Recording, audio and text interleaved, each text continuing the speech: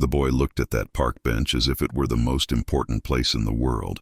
It was a hot Sunday afternoon in Atlanta, one of those days that makes you seek any available shade. Marcus was only 8 years old, but he already carried on his shoulders the weight of being different in a society still struggling against its own prejudices.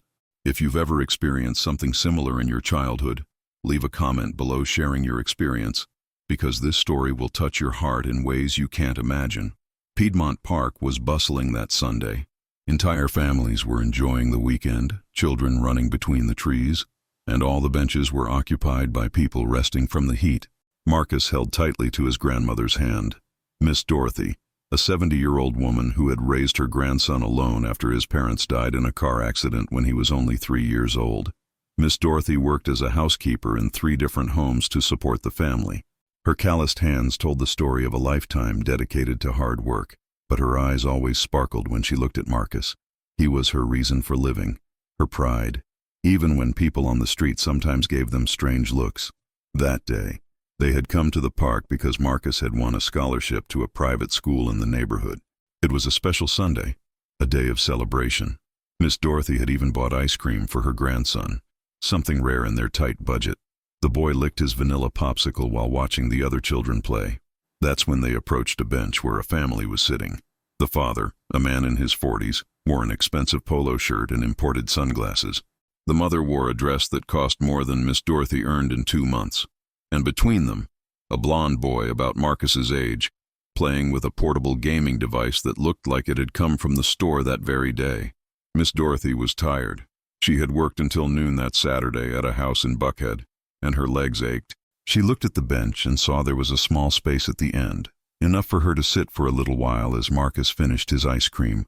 With the politeness she always had, she approached and asked gently, "Excuse me, could I sit here for a minute? I'm a little tired." The man didn't even look up from his phone. The woman looked Miss Dorothy up and down, noticing the simple clothes, the worn sandals, the grocery bag she carried. But it was the blond boy who spoke, with a voice that echoed throughout the entire park. "You can't sit here. This bench is for people like us." The silence that followed was deafening. Some people nearby stopped to look. Miss Dorothy felt her face heat up, but not from shame. It was indignation.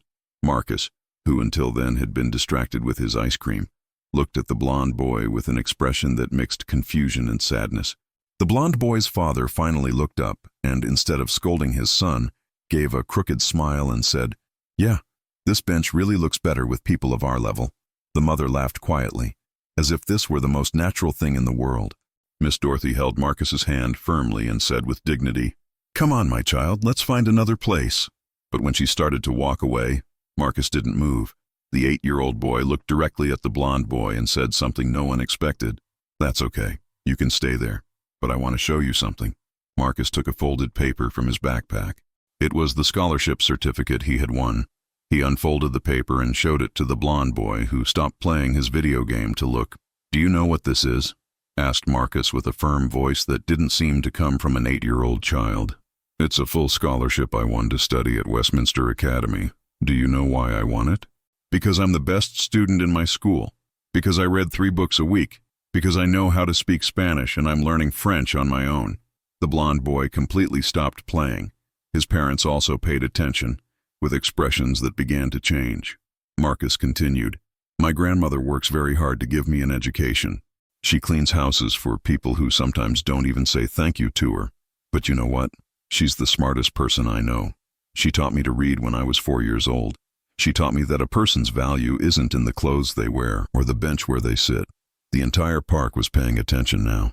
Other families had stopped their activities to listen to that 8-year-old boy speaking with wisdom that impressed even the adults. "And you know what else?" continued Marcus, putting the paper back in his backpack. 10 years from now, when I'm a doctor or engineer, I'll remember this day, not to be angry at you, but to remember that there's always someone who needs help. And I'll help, because my grandmother taught me that good people do good things." The silence that followed was different from the previous one. It wasn't a silence of embarrassment, but of reflection. The blond boy looked at his parents, then at Marcus, and for the first time seemed to understand that he had done something wrong. That's when something happened that no one expected. An elderly lady sitting on another bench stood up and began to applaud. Then another person, and another. Within seconds, half the park was applauding Marcus and Miss Dorothy. But the real surprise came when a man in a suit approached the group. It was Dr. Robert Mitchell, principal of Westminster Academy, who was in the park with his own family and had heard the entire conversation. "Excuse me," he said, addressing Miss Dorothy. "I'm the principal of the school where your grandson will study. I just witnessed something extraordinary here." Miss Dorothy became nervous, thinking that maybe Marcus had lost his scholarship because of what happened. But Dr. Mitchell continued, "Ma'am, your grandson didn't just win a scholarship. He just showed me that he has the character we seek to develop in our students. I'd like to invite you for a conversation at the school tomorrow. We have an assistance program for families of our scholarship recipients, and I believe we can help you in other ways as well." The blonde boy's parents were visibly embarrassed. The mother had tears in her eyes, and the father couldn't look directly at Miss Dorothy. That's when the blonde boy did something that surprised everyone. He got up from the bench, walked over to Marcus and said, "I'm sorry. I said something very ugly. My parents always told me I was better than others, but I think you're much smarter than me." If you're getting emotional with this story, leave a like on this video and share it with someone who needs to hear this, because what happened next will surprise you even more. Marcus looked at the blonde boy and, with the generosity that only children have, extended his hand and said, "Do you want to be my friend? I can teach you some cool things I learned from books." The blonde boy, whose name was Tyler, shook Marcus's hand and smiled genuinely for the first time. "I do want to. And you can sit here on the bench. Actually, both of you can sit." Dr. Mitchell, who was observing everything, turned to Tyler's parents. "You know," he said calmly, "we also have openings at our school. Maybe Tyler would benefit from studying alongside children like Marcus, children who can teach values that aren't learned at home." Tyler's father turned red, but not from anger. It was shame. Shame for having raised a son who reproduced prejudices that he himself carried. The mother approached Miss Dorothy and, with a choked voice, said, "Ma'am, I apologize. For my son and for us. We made a big mistake here today." Miss Dorothy, with the wisdom of someone who has lived a lot, replied, "Child, everyone makes mistakes. What's important is to learn, and it seems like everyone here learned something today." Dr. Mitchell then made a proposal that would change both families' lives. "How about we organize a social exchange program at our school? Families from different realities getting to know each other, children learning from one another. Marcus could be our first ambassador." And that's how an unlikely friendship began between Marcus and Tyler. In the months that followed, Tyler began visiting Marcus and Miss Dorothy's simple home, where he learned to value things he had never noticed: a grandmother's affection, the taste of homemade cake, the joy of playing with toys made from scraps. Marcus, in turn, got to know a different world at Tyler's house, but wasn't impressed by material things. Instead, he taught Tyler to read more carefully, to ask questions about the world, to be curious about things that don't cost money. Tyler's parents, embarrassed by what had happened, began to rethink many things. They offered to help Miss Dorothy, but she, with her dignity, refused any kind of charity. "I don't need handouts," she said. "But if you want to hire my cleaning services, I'll accept. Honest work always." And that's exactly what happened. Miss Dorothy began working at Tyler's house twice a week, but now she was treated with the respect she always deserved. Tyler's mother, whose name was Patricia, began talking with her during work and discovered a woman of impressive wisdom. "Miss Dorothy," Patricia said one day, "have you ever thought about writing your stories? You have a way of seeing life that should be shared." That's how the most beautiful project of all was born. Miss Dorothy, with the help of Patricia and Dr. Mitchell, began writing her memoirs. Stories of a lifetime of work, of raising a grandson, of dignity maintained even in the most difficult situations. The book, Lessons from a Grandmother, was published a year later and became a phenomenon. Miss Dorothy began giving talks at schools, telling her story and teaching values that many privileged children had never heard. Marcus, who was now in second grade at Westminster Academy, continued to be the best student in his class. But more than that, he became a natural leader, always helping classmates who had difficulties, always willing to teach what he knew. Tyler, influenced by his friend, also changed completely. He went from being that spoiled and prejudiced boy to becoming a conscious child who questioned privileges and always looked for ways to help others. 2 years after that Sunday in the park, Dr. Mitchell organized a special event at the school. It was the official launch of the Marcus program. a project that bore the boy's name and aimed to bring children from different social realities together. That day, Piedmont Park received a commemorative plaque. It wasn't a large or flashy plaque, but it had a simple message. Here, on March 15, 2020, an 8-year-old boy taught us that a person's true value lies in their character, not their bank account. Marcus, now 10 years old, read the plaque with pride, but not pride in himself.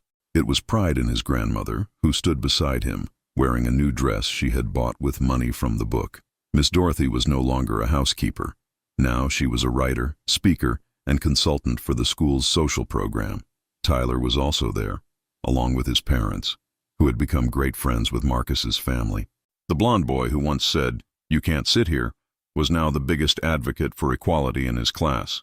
But the story doesn't end there. 5 years later, when Marcus was in high school, he created an NGO called Bench of Equality. The organization placed benches in public parks with a plaque that read, "This bench is for everyone. Sit down, talk, make friends. The world gets better when we get to know each other."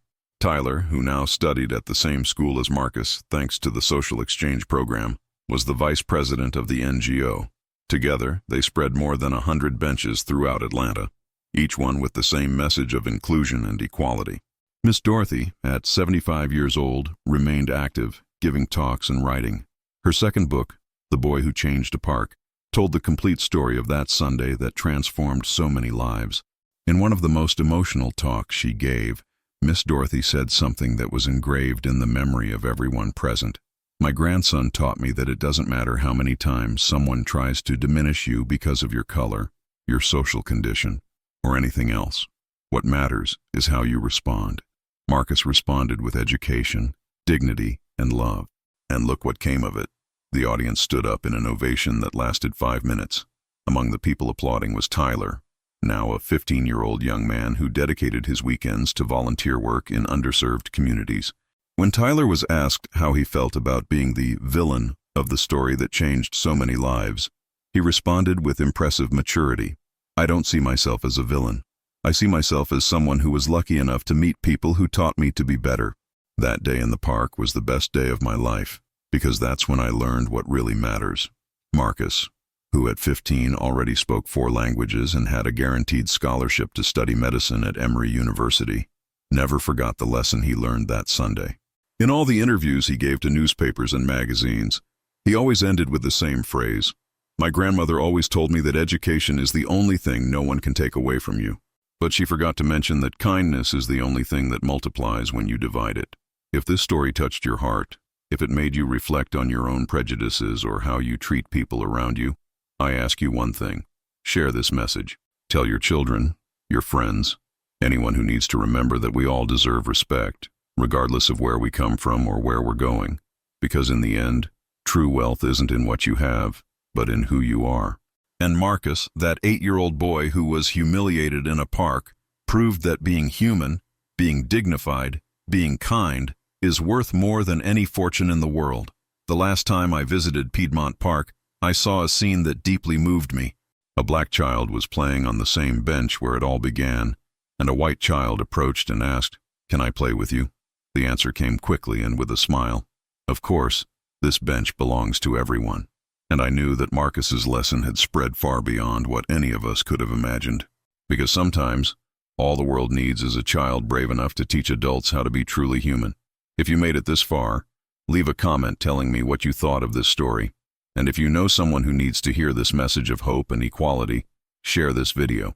Because stories like this need to be told, need to be remembered, and need to inspire more people to make a difference in the world. Thank you for watching until the end. See you in the next video. And remember, you too can be the change the world needs to see.